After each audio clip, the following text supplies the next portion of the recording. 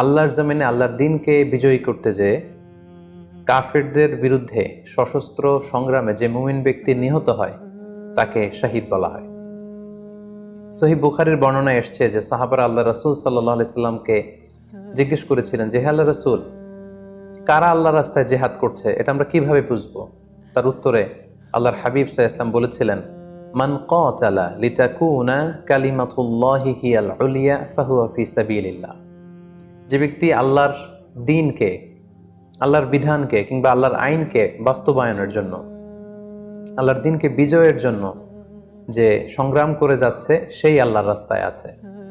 আর সে আল্লাহর রাস্তায় থাকা অবস্থায় যদি কেউ মৃত্যুবরণ করে বা নিহত হয় তাকে ইসলাম শহীদ বলে ঘোষণা করেছে।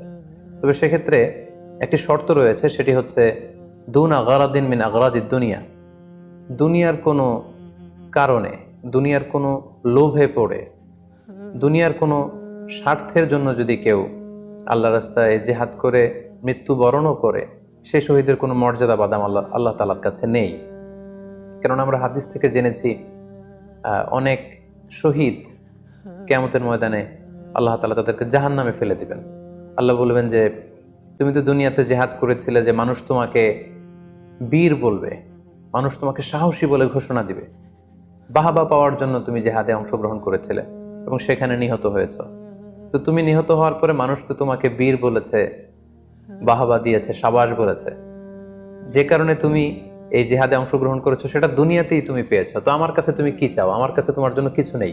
গো টু দ্য হেল ফায়ার, জাহান্নামে যাও। তাকে আল্লাহ তাআলা উপর করে জাহান্নামে নিক্ষেপ করবেন।